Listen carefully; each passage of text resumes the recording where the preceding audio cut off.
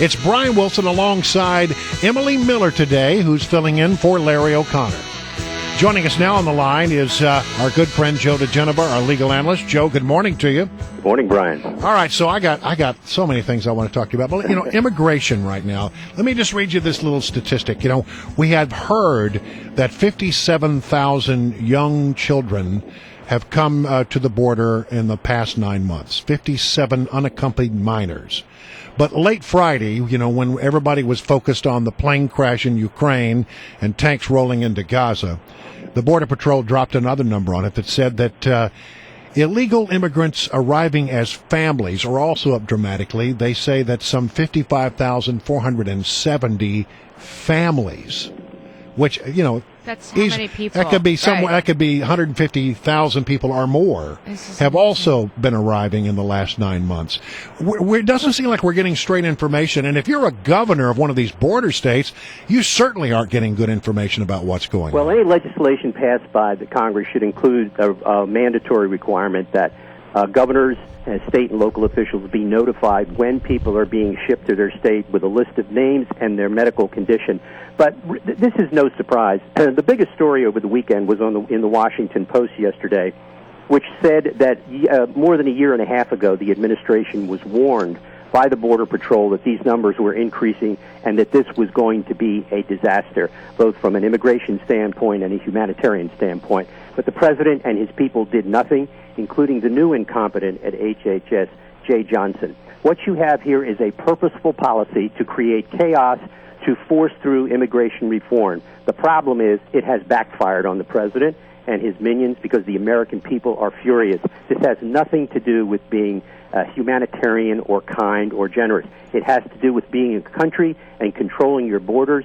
This is going to get very, very Hold on. ugly. I want to make sure I understand you correctly. I think I do, but I want you to reiterate this point. You believe this is a purposeful act by this administration because this is something that they actually wanted to occur so they could force through immigration reform, which was high on their list. There isn't any question about it. Nothing happens in this administration without the president and Valerie Jarrett wanting it. This is exactly what this is about. All the cabinet members are apparatchiks. They respond immediately to forceful words from the White House. They do what they're told. They're like lapdogs. But how this is the government working out the way the president wants it to work out. He wants border chaos. He thought it would help him. It's going to hurt him very badly, and it's going to hurt the Democrats in November. But there is a factor, Joe, of Central America and discord and poverty there. I mean, I think he was more talking about Mexicans. This is a whole different dynamic now because we have to take in these people. I'm talking about Central America. Right. I'm not talking about Mexico. This is a purposeful policy. I don't care about what's going on in Central America. It's their countries. They should deal with it. This is not our responsibility. We're not the breadbasket of the world for people, anybody who wants to come in here.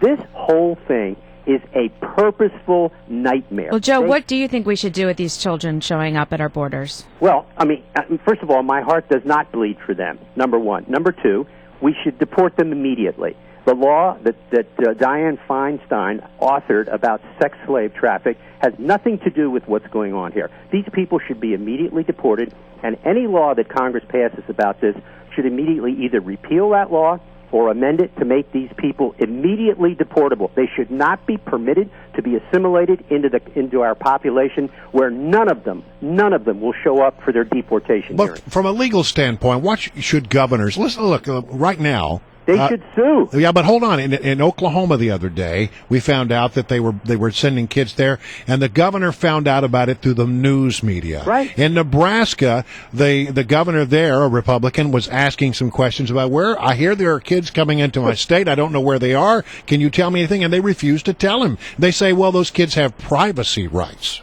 Let me tell you something. This is where states' rights come into play. I would have my state police surround that place and order them to tell me who's there. This is outrageous. Where are the state attorneys general? Don't these people understand what their jobs are? There are 9th and 10th Amendment issues here that are staggering, and the governors and their states' attorneys general appear to be doing nothing. It is mind-boggling. It doesn't do any good to stand up and scream, I didn't know what's going on.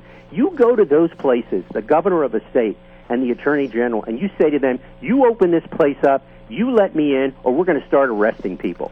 All right, so let me change topics here. The IRS scandal, the investigation into what happened there. Was the IRS being used as a political weapon by the Obama administration?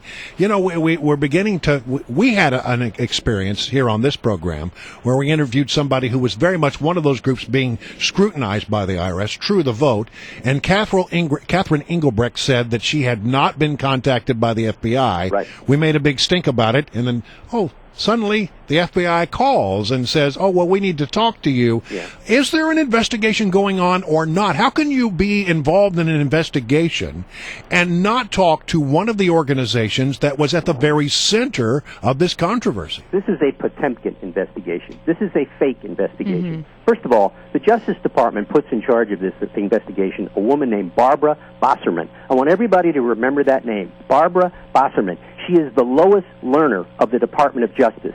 She is a so-called career attorney. That's false. She is a card-carrying Democrat, heavy donor to Obama. She's a lifelong Democrat who was burrowed into the career people at the Department of Justice. She's in the Civil Rights Division. She doesn't even understand that she has the responsibility to find out about the lost emails and the crashed hard drives. She didn't even know about it until she read about it in the papers. This is not a real investigation. It is obvious from the very beginning that this is an attempt to pretend that you're doing investigation and to cover it up. Remember how Lois Lerner got started? She burrowed in at the Federal Election Commission and then at the IRS, and for 25 years she has been going after Republicans and conservatives. That's what this woman, Barbara Bosserman, is there for. No self-respecting lawyer would have accepted this assignment for ethical reasons, and yet she did. So what do we need? An outside investigation? Because a lot of people are saying that's not a good idea either. There's a big article I saw this weekend about that. About what? About a special prosecutor. Well, there's not going to be one. You think the Attorney General is going to appoint a special prosecutor when he already has put someone in charge? I mean, this is the fox in charge of the chicken coop. This is a joke. This is an absolute cover. You know, the department has defended her appointment, even though she's a Democrat and a heavy Obama donor, by saying they're not allowed to scrutinize somebody's political beliefs when making an assignment for cases. Whether or not that's true, once you know that somebody has political conflict of interest, you have a duty to remove them. But more important than that, she, Barbara Bosserman, the lowest learner of the Justice Department, when she was assigned to this case, she had an ethical duty to refuse the assignment. She didn't. And you know why she didn't? Because the fix is in. Well, hold on a minute. This is coming from your good friend, Eric Holder over at the Justice Department. But you at one time, were very favorably impressed by Eric Holder. I like Eric. I like the decision he made in the Ted Stevens case. But this is an entirely different matter. The department has become so politicized. You cannot look at this investigation of the IRS and see the willful incompetence that has led it from day one. And I'll tell you what else is embarrassing about this. Okay. The FBI director, James Comey, sits there, doesn't say, he knew, by the way, about the crashed emails, never said a word about it in congressional testimony in the House and the Senate. Where is he? What is going on? And you know what? The career attorneys know when the FBI director doesn't want to do something. The fix is in the IRS case. All right, we'll leave it right there. Joe diGenova, our legal analyst, former U.S. attorney to the District of Columbia. Always appreciate it, Joe. Thank you, Brian.